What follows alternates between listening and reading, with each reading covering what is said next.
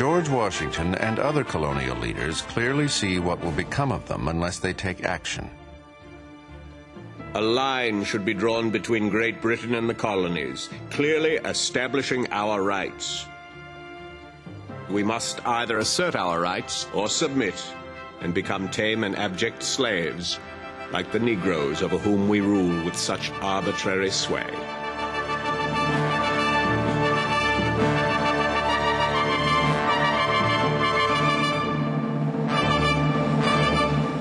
This tax is going to touch everyone. It's probably one of the dumbest political acts in the history of government.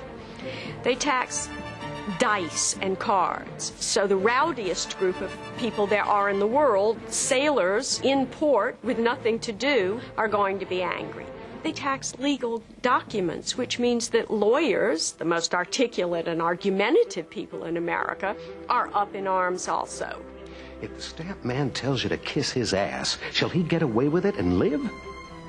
Don't let your courage cool, or a few bullies scare you. We've nothing to fear but slavery.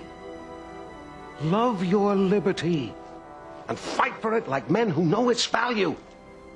Once lost, it will never, never be regained. The question, in any case, was never the immediate amount of taxation that the British were asking of the colonists. The question was whether the British had the right to do it at all. We are talking about people with enormous sensitivity to the dangers of power. If you conceded the right to Parliament to tax, and if there was no check on it, no limit, it could go on indefinitely. You could be bled white. The power to tax was the power to destroy.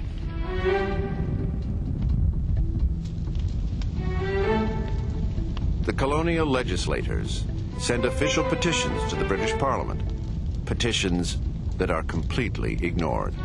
The colonists had been saved from the spectre of the French and Indians, and there certainly were a lot of people in Britain who thought that they should be properly grateful for all this effort that had been expended on their behalf, mostly at the expense of the British taxpayer, and that it wasn't unreasonable that they should pay a modest share, a great deal less than 100%, of the cost of imperial defence in the future.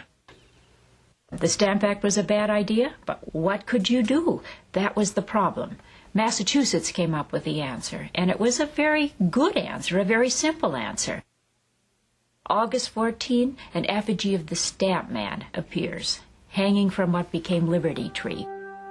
Mobs collected, they bring coercion on him. In short, they forced the Stamp Man, Andrew Oliver, to resign.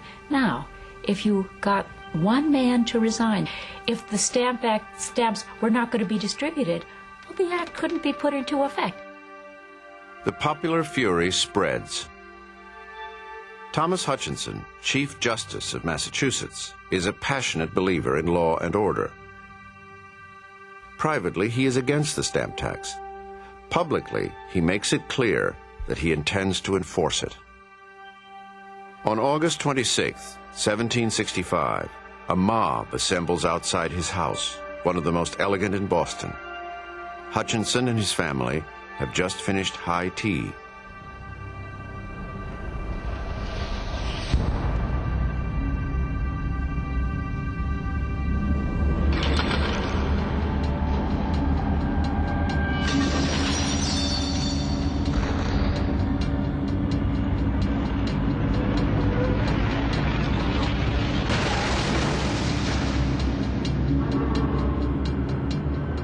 Hutchinson escapes with his life and little else.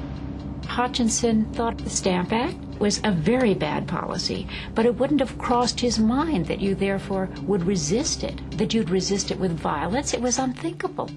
Everyone will suffer if the peace and order in the community are destroyed. I hope everyone will see how easily the people may be duped, inflamed, and carried away with madness.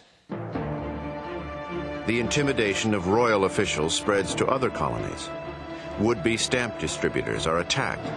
Stamp paper is seized when it arrives from England.